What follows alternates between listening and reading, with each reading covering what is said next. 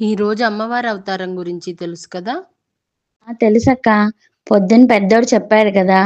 పిల్లలందరికీ ఎంతో ఇష్టమైన సరస్వతీదేవి. మరి అమ్మవారు తెల్లటి వస్త్రాలు ఎందుకు ధరిస్తారో తెలుసా? నాకెలా తెలుస్తుందక్క? తెలీదు కదా! ఎందుకు చెప్పు?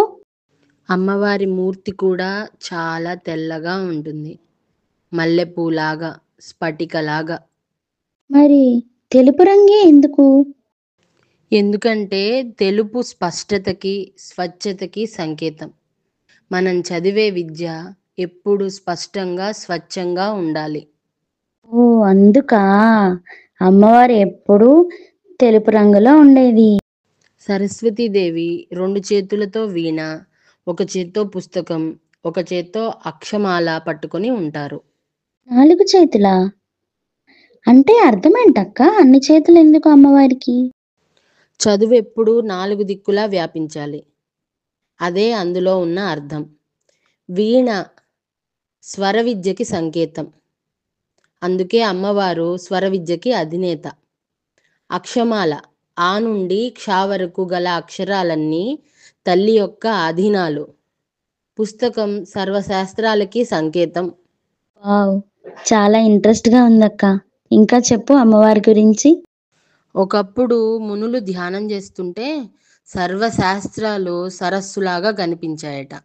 అందులో నుంచి సరస్వతీమాత కమలంలో ప్రత్యక్షం అయ్యారట. వేదాలకి శక్తి అమ్మవారే అని అర్థం కదా అక్క?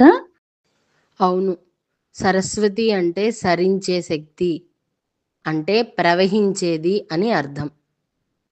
అంటే చదువెప్పుడు ఒకరి నుంచి ఒకరికి ప్రసరించాలన్నమాట. ఎగ్జాక్ట్లీ. అమ్మవారికి బ్రాహ్మి, భారతి, వాగ్దేవి అని ఇంకా పేర్లు కూడా ఉన్నాయి.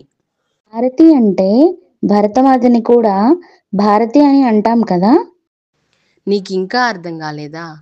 మన దేశం విశ్వగురువు ఎందుకయిందో ఆ భారతినే ఈ భరతమాత. ఓహో! ఇదా సంగతి. అలా చెప్పు. ఇప్పుడు అర్థమైంది. శుద్ధమైన తల్లిని మనం కూడా స్పష్టంగా పూజించాలి. అమ్మవారికి తెలుపు రంగు ఇష్టమన్నమాట. సరస్వతీదేవిని ఆరాధించడం వల్ల చక్కని చదువు సొంతమై, నేర్చుకున్న చదువుని ఎలా వినియోగించుకోవాలనే స్పష్టత కూడా వస్తుంది. అందుకే కదా ఆమె చదువులకే తల్లి అయింది. మనలాంటి వాళ్ళకు అర్థమయ్యడానికి వీలుగా సరస్వతీదేవిని పరమశివుని సోదరిగా చెప్తారు. అవునా? ఎందుకు? ఇద్దరూ జ్ఞానానికి స్వరూపాలు కదా! అందుకే ఇద్దరూ చంద్రవంకని ధరిస్తారు. ఇద్దరూ తెల్లగా ఉంటారు. శివుడు దక్షిణామూర్తిగా అందరికీ జ్ఞానాన్ని ఇవ్వలేదా? అది మనందరికీ తెలుసు కదా! అంటే సరస్వతీదేవి మన చదువులకి అధిదేవతన్నమాట. పూర్వం రావణాసురుడు, కుంభకర్ణుడు, విభీషణుడు బ్రహ్మగారి గురించి తపస్సు చేశారు. వరాలు కోరుకుంటున్నప్పుడు రావణుడు తన వరాన్ని కోరేసుకున్నాడు. కుంభకర్ణుడు కోరే లోపు దేవతలందరూ వెళ్ళి సరస్వతీదేవికి మొరబెట్టుకున్నారు. వాడు మామూలుగానే అందరినీ తినేస్తున్నాడు. వరాలు కోరితే ఇంకేమైనా ఉందా? అప్పుడు సరస్వతీదేవి కుంభకర్ణుడి వాక్కుని మార్చి నిద్రని కోరుకునేలా చేశారు. అయితే మాటలు కూడా అమ్మవారి అధీనాలన్నమాట. అంతే కదా మరి! అసలు అమ్మవారు ఎలా వచ్చారో చెప్పు? దేవి భాగవతంలో అమ్మవారికి 2 రూపాలున్నట్టు చెప్తారు. 2 రూపాలా? ఏంటవి? శుక్లవర్ణ సరస్వతి అంటే మనం ఎప్పుడూ కొలిచే సరస్వతి మాత. ఇంకొకరెవరంటే నీలా సరస్వతి. ఆమె రాక్షసులను చంపారు. ఏంటి? ప్రశాంతంగా ఉండే సరస్వతీదేవి రాక్షసుల్ని చంపారా? నిన్న మహాచండీ కథలో సుంబని సుంబుల గురించి విన్నాం కదా! అవును. విన్నాం.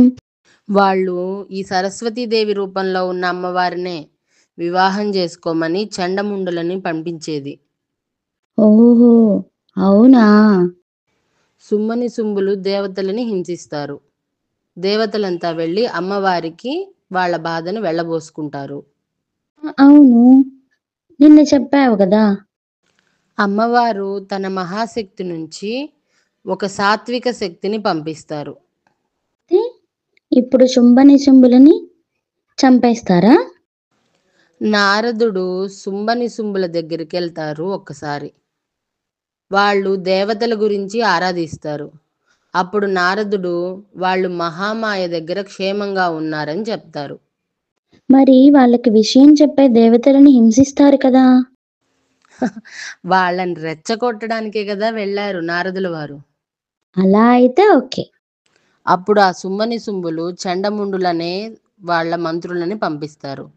వాళ్ళు ధూమ్రలోచనుడనే వాడిని ముందుగా అమ్మవారి దగ్గరికి పంపిస్తారు. వాడు వెళ్ళినప్పుడు ముందుగా అమ్మవారు వాడికి కనపడదు. తరువాత తెల్లని రూపంలో తెల్లని వస్త్రాలు ధరించి తెల్లని హిమగిరి మధ్యలో తెల్లని హంస మీద తెల్లని కొలనులో అమ్మవారు తిరుగుతూ కనిపిస్తారు. ఆ రాక్షసులకి మళ్ళీ ఇంకో అసిస్టెంటా? వాడు అమ్మవారి దగ్గరికెళ్ళి శుంభనిశుంభుల్లో ఎవరొక్కరిని వరించమని కోరతాడు. అప్పుడు అమ్మవారు కోపడతారు. వాడు ఎలా అయినా సరే బలవంతంగా అయినా అమ్మవారిని తీసుకొనెళ్దామని అమ్మవారి దగ్గరికి రాబోతుంటాడు. వచ్చి హంస మెడబట్టుకుంటాడు. ఉన్నట్టుండి హంస సింహంలా మారిపోతుంది. అప్పటి వరకు తెల్లగా ఉన్న అమ్మవారు నీలవర్ణంలోకి మారి ఎర్రని చీర కట్టుకొని ధూమ్రలోచనుడి మీదికి వస్తుంది. అప్పుడు ఆ సింహం ఆ రాక్షసుడిని చంపి తినేస్తుంది. అయితే ఇప్పుడు చండముండులొస్తారన్నమాట. వాళ్ళు కూడా వచ్చి అమ్మవారిని మా రాజుల్లో ఎవరొక్కరిని పెళ్లి చేసుకోమంటారు. ఇప్పుడు మహాచండీ మాత వచ్చి వాళ్ళని చంపేస్తారు.